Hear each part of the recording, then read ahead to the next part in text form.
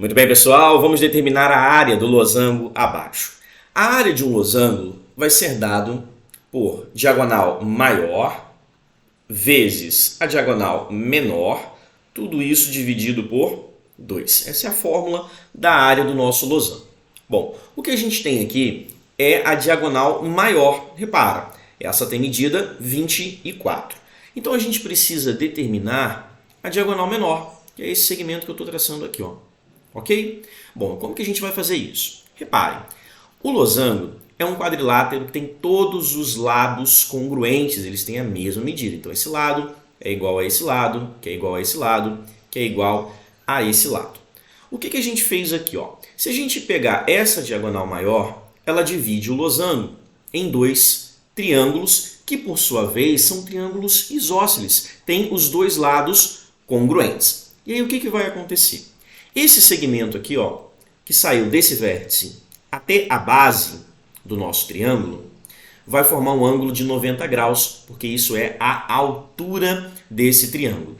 E é importante a gente lembrar das propriedades dos triângulos isósceles, que é a seguinte: a nossa altura, ela também é mediana e bissetriz, ou seja, ela toca no ponto médio da sua base, por ser mediana, e vai dividir esse ângulo ao meio, porque também é bissetriz. Então a conclusão que a gente chega é o seguinte, ó, esse pedaço aqui, ó, esse ângulo aqui, ele vai ter medida de 60 graus, metade de 120. Esse segmento divide essa base ao meio, então a gente vai concluir que esse pedaço aqui, ó, ele tem medida 12.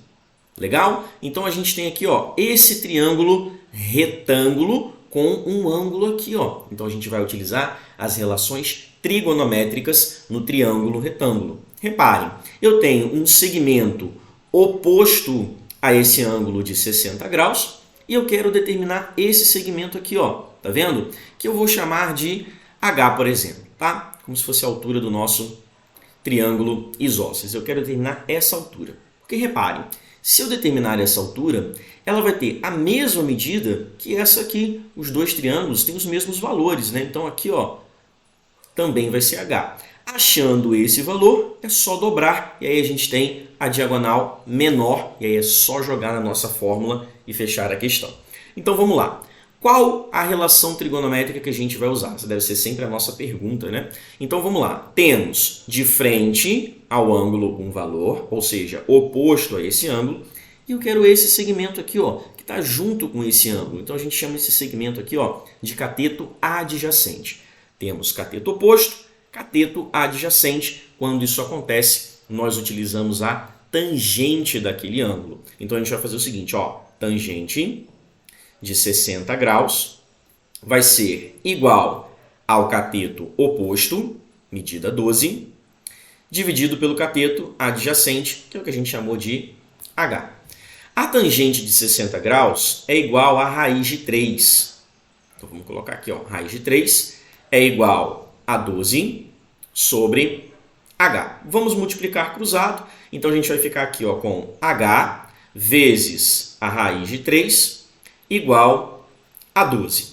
Vamos pegar essa raiz de 3, passar para lá dividindo. Então, H é igual a 12 raiz de 3. E agora a gente precisa racionalizar. Nós temos um denominador aqui, ó, com uma raiz, então a gente vai racionalizar. Para isso, é só a gente multiplicar o numerador e o denominador por essa raiz de 3. Olha aí, ó, raiz de 3. E aqui também a gente multiplica por raiz de 3. Sempre que a gente multiplica o numerador e o denominador por um mesmo número, nós encontramos uma fração equivalente. Então não vamos alterar em nada, tá certo? E ao multiplicar raiz de 3 por raiz de 3, a gente acaba com essa raiz no denominador. Vamos lá, ó. Vamos continuar aqui em cima.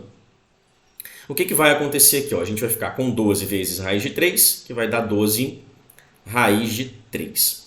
Tudo isso dividido por raiz de 3 vezes raiz de 3 é igual a 3. Tá aqui, bonito. Podemos simplificar, ó, 12 com o 3, a gente pode dividir isso tudo por 3, né? Então, olha só, dividindo tudo por 3, aqui dá 1, e aqui vai resultar em 4. Logo, a conclusão que a gente chega é que a nossa altura ela é igual a 4 raiz de 3. Beleza? Pronto. Agora, o que a gente vai fazer? Bem, a gente achou esse segmento aqui de medida 4 raiz de 3. Portanto, a nossa diagonal menor, que nós chamamos de Dzinho, ela vai ser o dobro disso daqui, né? Vai ser 2 vezes 4 raiz de 3, visto que esse segmento é igual a esse segmento. Então, a conclusão é que a nossa diagonal menor é igual a 8 raiz de 3. Agora sim, vamos substituir na nossa fórmula e achar a área desse losango. Vamos lá. A área é dada por diagonal maior, que tem medida 24, vezes a diagonal menor, que tem medida 8 raiz de 3. Tudo isso dividido por 2. Vamos simplificar de uma vez. Esse 24 com esse 2, aqui vai dar 1 e aqui vai dar 12. Agora a gente multiplica 12 por 8 raiz de 3. 8 vezes 12 dá 96, e 96 vezes raiz de 3 dá 96 raiz de 3. E assim a gente chega à área desse losango, 96 raiz de 3 unidades de área. Eu espero que vocês tenham compreendido e até a próxima!